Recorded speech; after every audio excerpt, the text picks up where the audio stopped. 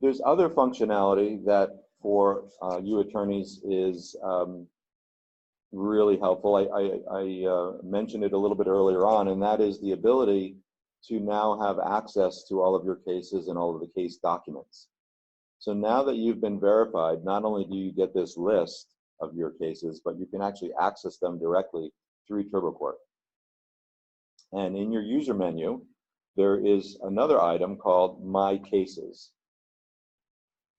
So if I click on the My Cases link, I have two options. Do I want to look at my non-confidential cases or my confidential cases? If I select non-confidential cases, I'll click next. It'll just show me the list of all of my cases, and I can click on them. I'll show you that in just a moment.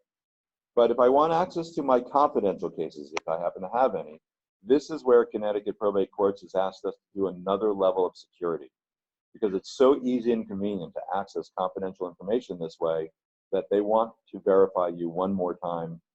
Basically any time you're trying to access confidential cases this way, they're going to ask you to verify yourself again, just in case for some reason somebody somehow got into your user account.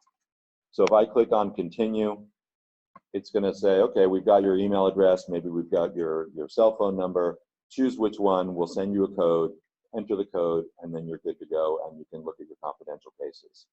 Okay, and you'll have to do this each time you're wanting to look at your confidential cases. So if I do this today, great, but if I go tomorrow, I want to look at confidential cases again, I'll do this quick verification again. Right? They're very protective about this information. But let's just say either I don't have any confidential cases, or at the moment, I'm just needing to look at my non-confidential cases.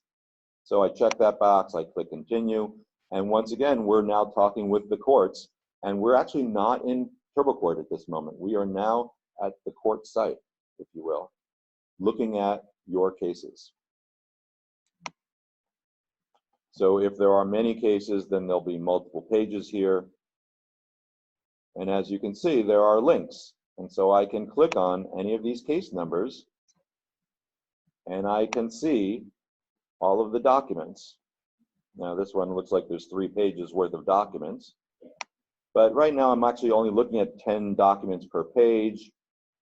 I can change that to list, if I want to do, up to 100 documents per screen, however you'd like to do that. And you'll be able to click on these documents, if it's a clickable link, and open them, view them, print them, save them to your drive, whatever it is you need to do with them. All of the case documents are now accessible to you right through the TurboCourt system. There's also a Parties tab, and it'll show you names and contact information, whatever the court has for the parties on this case. And back to the Documents link, if there are documents that are sealed or confidential or in some other way offline and not available, you'll see the document as part of the case, but it will not be a clickable link. Okay? But hopefully most of those will be accessible to you.